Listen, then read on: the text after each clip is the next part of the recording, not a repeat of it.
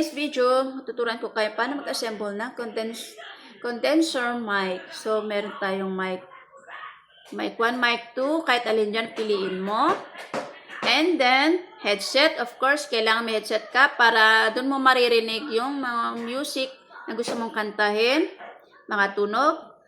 Itong accompany, ito naman yung saan manggagaling yung tunog o kanta. Live 1, live 2, ito naman yung sa isang cellphone kung gusto mo mag-live sa Facebook, TikTok, YouTube. Dito ka lang, pili ka lang sa live 1 and live 2. Ayan siya guys. Yan lang naman ang kailangan mong apat. Yan na yan. Tandaan, kailangan dalawang phone. Isang accompany, saan magagaling yung music. Isang live 1 or live 2, kahit alin dyan. Yung cellphone mo na gagamitin mo mag-record or mag-live. So, try natin guys. Hello, mic test. So, ayan siya guys, naririnig nyo na ako. Oh.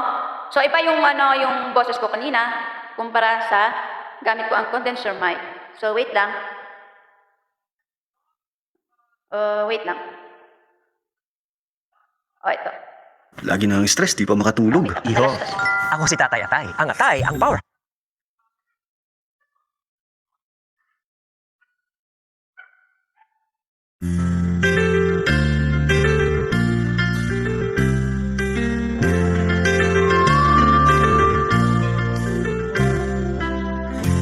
Baby, tell me where you'd ever love.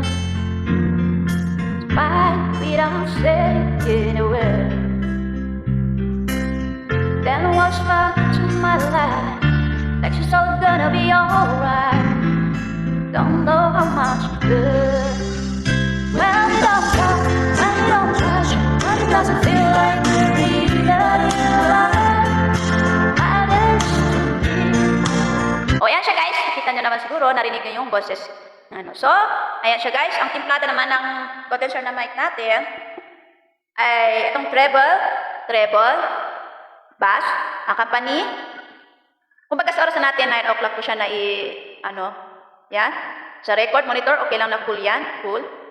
Sa echo, nasa inyo na yan kung sa 12. Kung baga sa orasan natin, 12. And then sa mic, ako sa 12 ko, siya.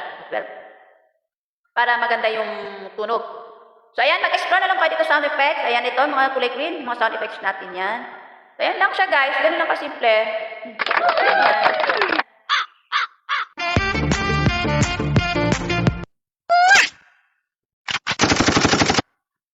Ayan siya, guys.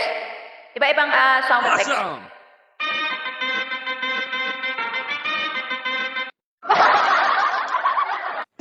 O, ayan, perfect to sa mga gusto mag-DJ o kaya gustong mag-karaoke. Pasok ka dito. Only for kailangan mo. Ito, i-charge mo lang yung condenser kapag low bat na. So, thank you for watching!